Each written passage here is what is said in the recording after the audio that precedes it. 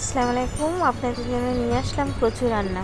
কচু দিয়ে মাছ দিয়ে রান্না করলে খেতে খুবই স্বাদের হয়, ও ভালো লাগে। আমি কচুগুলা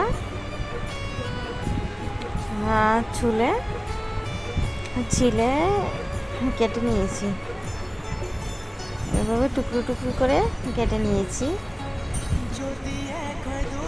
কেটে ধুয়ে পানি দিয়ে চুলাতে বসিয়ে দিয়েছি ভাপিয়ে নেওয়ার জন্য।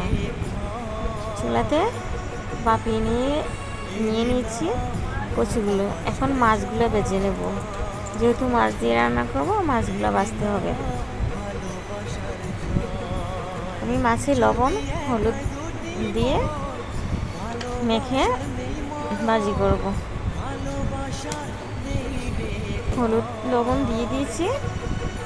এখন ভালোভাবে মেখে কড়াইতে তেল গরম করে মাছগুলো দিয়ে দিচ্ছি।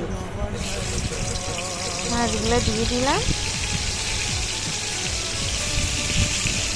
মাছগুলো ভেজে কচুটা রান্না করে নিব।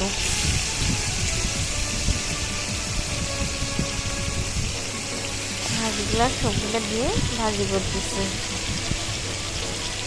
কচু মাছ দিয়ে রান্না করলে অনেকটা টেস্টি ও স্বাদে হয়ে থাকে। আমি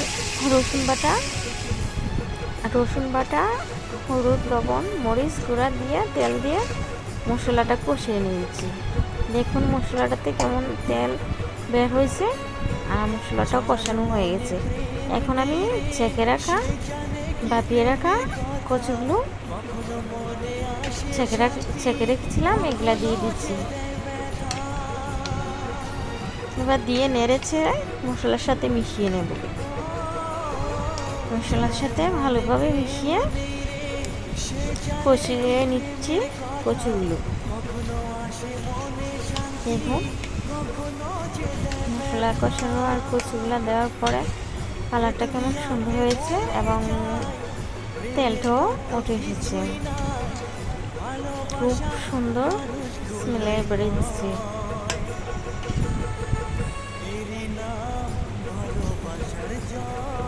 এবার নেড়ে চেড়ে ভালোভাবে আরও মিশিয়ে নেব। মিশিয়ে নেওয়ার পরে একটা পাতিলে দিয়ে জল দিয়ে কয়েকটা বলকা নিয়ে মাছগুলো দিয়ে দিচ্ছি। এবার আমি মাছগুলো দিয়ে দিলাম। মাছগুলো দিয়ে